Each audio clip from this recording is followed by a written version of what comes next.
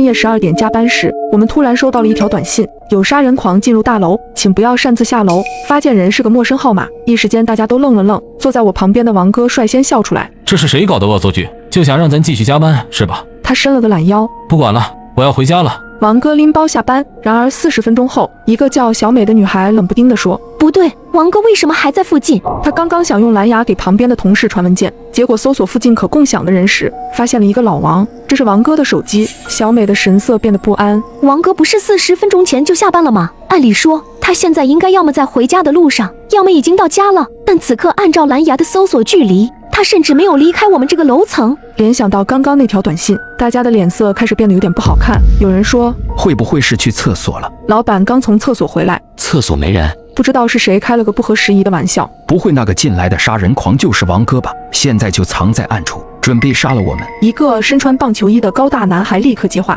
王哥是杀人狂？那太好了，我能一拳干爆一个。这话一说，大家都笑起来，因为王哥身材矮小，体型瘦弱，换桶水都需要别人帮忙。老板说，估计小王就是把手机落在这里了，你们帮他找找，明天给他。棒球男立刻给王哥的手机打了个电话，想听铃声来判断手机的位置。电话拨通，四周一片寂静。静音了。棒球男嘟囔一下，挂了电话。就在我们打算继续帮王哥找他落下的手机时，棒球男的手机突然叮了一下，王哥发来消息。什么事？我们愣住了。棒球男愣了愣，给王哥发：你在哪呢？王哥回复：我刚到家。怎么了？看到这条消息，棒球男气不打一处来，还骗呢？我们都搜到你的蓝牙了，你在哪儿藏着呢？他打到一半，正要发送，手机却突然被小美抢了过去。别回，这个发消息的人不是王哥。小美抬起手，指着聊天界面：你们看，王哥平时发消息从来不打标点符号，句子之间都是用空格隔开。大家全都愣了愣，各自打开手机翻了翻，的确王哥之前不打标点的。棒球男挠挠头，也许是他偶尔改变习惯呢。我思考片刻，拿过棒球男的手机给王哥发：我有2箱水果要搬回家，本来想让你开车捎我一下呢。王哥回得很快，刚才怎么不说明天吧？棒球哥松了口气，你看这句不就没标点了？我和小美对视一眼，脸色同时变得非常难看。中午吃饭的时候，我们2个刚和王哥闲聊过，他抱怨自己的车昨晚被追尾了，送去维修，这周都得坐地铁了，所以他开不了车。刚刚发消息的人一定不是王哥，而最可怕的是，上一条他还带标点，这一条就立刻不带了。这说明这个人他听得见我们说话。这个大厦新建成没多久，我们在12层，整层只搬进了我们这一家公司，其余都是空房。此刻这个拿着王哥手机的人，很可能就躲在隔壁的某间空房里监听着我们。我和小美在纸上写下了自己推论，拿给同事们看，大家的脸色全都变得煞白。一个戴眼镜的男生胆子小，此刻已经瑟瑟发抖，他在纸上写：我们报警吧。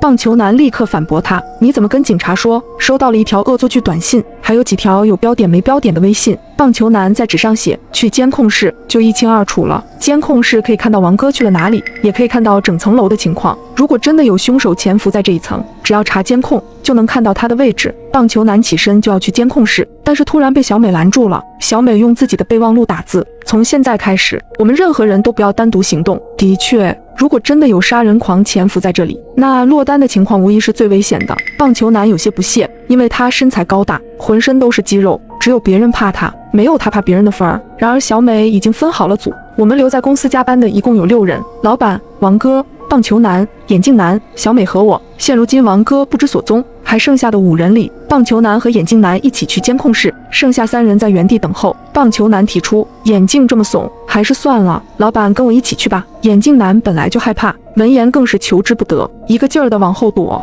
于是棒球男和老板一起打开公司的门，走进了昏暗的走廊中。在小美的要求下，棒球男还拿手机连着视频，给我们实时直播他们看到的情况。走廊里黑沉沉的，我们的办公室在最北端，监控室则在最南端。过去需要穿过整条走廊，在经过楼梯间和电梯间的时候，老板和棒球哥都查看了一下。不查看不要紧，一查看，我们的心同时跌落谷底。电梯停运了，显示板上一片漆黑，而楼梯间的大门则被关上了，门上挂着一把铁锁。我和小美对视一眼，同时掏出手机报警。然而不管我们怎么拨，手机里都只传来嘟嘟的占线声。我又试着发了几条微信，我能够将消息发送给小美，但是当我试图发给外面的朋友时，消息就始终显示正在发送的圆圈，有信号屏蔽器。小美倒吸一口冷气，这个人做了非常充分的准备。老板和棒球男终于到达了监控室，从视频连线中，我们也能看到监控的整个画面。眼镜男几乎是无法抑制地发出了一声惨叫。王哥，那是王哥，王哥已经死了。他倒下的位置离监控摄像头很近，而他的位置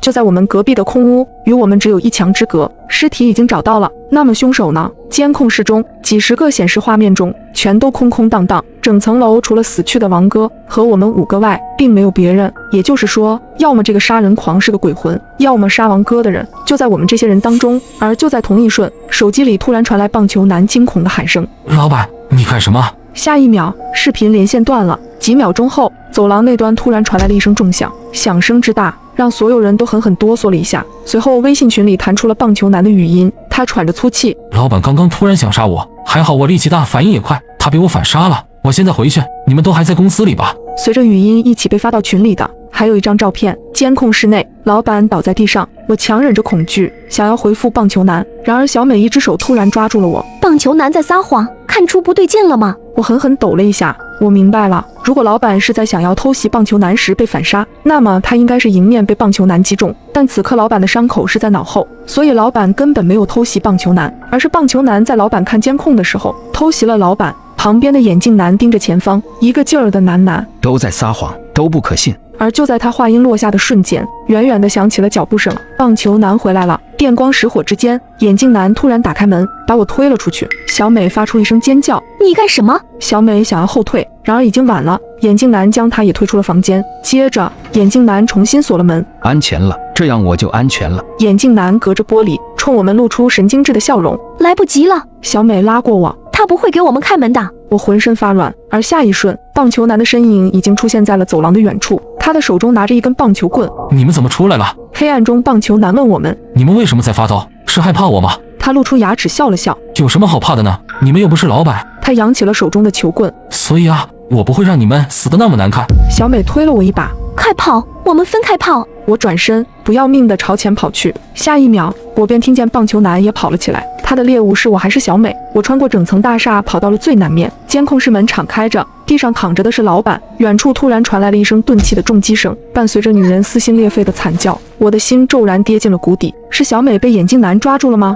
随后脚步声再度响起，他现在来杀我了，躲不过去，根本躲不过去，除非从楼上跳下去。等等，我知道自己该躲去哪里了。棒球男来了，拖着球棍，我屏住呼吸，用尽全身力气克制住自己不要发抖。此时此刻，我们之间的距离连3米都不到。走过去，快走过去！我在心里祈祷。眼看着棒球男就要从我身边走过，他却突然停了下来。我看到你了，他笑着说：“出来吧。”那一瞬间，我吓得几乎心脏停跳。片刻后，棒球男动了，他凑到监控室的显示屏前扫了一眼，没有发现我的身影。不可能啊！我听到他低声喃喃：“难道他跑这么快，已经到厕所了？还是说他又回公司了？”厕所是这个楼层唯一没有摄像头的死角，而公司里有桌子，人可以躲在后面避开摄像头。棒球男嘟囔着走了，在确认棒球男确实已经走远后，才猛地坐起身来。垃圾从我的脸上滑落，我大口呼吸着，我赌赢了，这是我唯一能躲过棒球男搜查的办法。棒球男不会想到，这具倒在血泊里、脸被垃圾盖住的尸体不是老板，是我。他没有想到我会忍着恐惧，换上老板的衣服躺进血泊，而真正的老板被我剥下衣服后，从12楼的窗口推了下去。看了一眼监控，我立刻看到了棒球男的身影，他正在由大厦的北面向南面移动，准备回公司。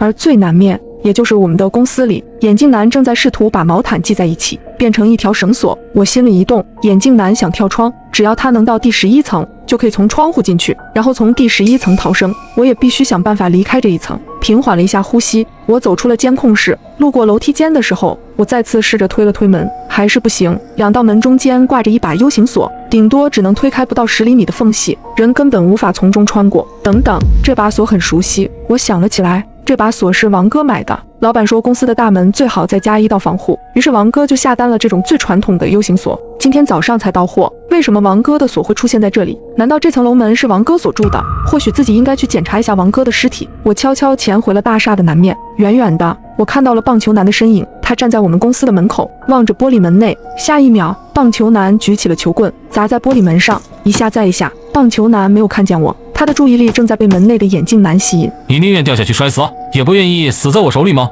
趁着2人对峙，我飞速地潜入了隔壁的空房。王哥的尸体仍然停在那里，有2样东西不见了，一样是他的手机，另一样是他随身携带的钥匙串。我起身，觉得某些真相似乎在朝我逼近。然而就在我想要继续思考时，窗外突然传来一声尖叫，眼镜男跳下去了。他的腰间系着绳索，悬挂在12层和11层的中间，整个人浑身发抖。慢慢的，他把自己往下放，而同时传来的是公司大门处的玻璃碎裂声。眼镜男尖叫一声，他加快了手中的速度，而就在下一秒，棒球男已经来到了窗边，他飞速地抓住了绳索，手中拿出一把刀，一刀下去。下一秒，眼镜男突然发出了一声撕心裂肺的尖叫，他整个人从11楼窗口掉了下去。眼镜男死了，只差一点他就要成功了。这时门口传来了砸门的声音，球棍砰砰地砸在门上。林岩，我发现你了！我不断地往后退，一路退到角落里，只要这道门被撞开，就是我的死期。然而不知道过了多久，撞门声突然停了，外面重新变得很安静。我以为棒球男砸累了，只是短暂的休息一下。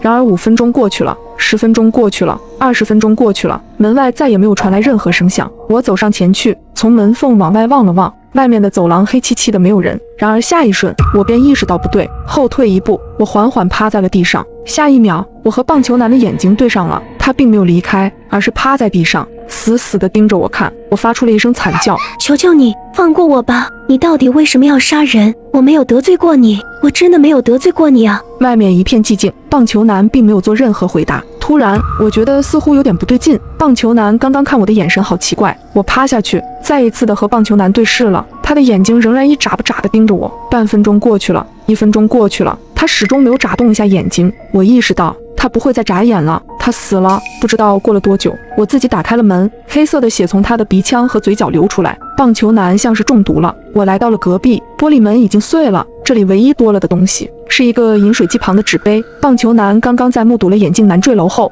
从饮水机里接了一杯水。我蹲下来，在饮水机的冷水出口旁闻到了一点刺鼻的怪味，棒球男很可能是闻不到的，他球棍上的血腥气太重了，压过了其他的味道。是谁做的？是谁往饮水机的出口抹了毒药？我拿出了棒球男身上的手机，打开短信界面，下一秒我的呼吸停跳了。12点整，棒球男和我们所有人一样，收到了那条消息，有杀人狂进入大厦，请不要擅自下楼。但是在11点40分的时候，棒球男还收到了来自同一个号码的短信，恭喜你被选中成为杀人狂，定金已经打到你的银行账户，如果今夜除了你外，没有别人从大楼里活着离开，那么你将额外收获1000万元的奖金。与这条短信一同被发进来的是银行的短信，显示账户进账10万元，备注定金。这就是棒球男杀死所有人的理由。在收到提醒短信的20分钟前，他收到了杀人的短信。游戏开始时，他已经是个卧底。那么这个游戏中，卧底只有一个吗？我突然想起了什么，从口袋里掏出老板的手机，我看了一下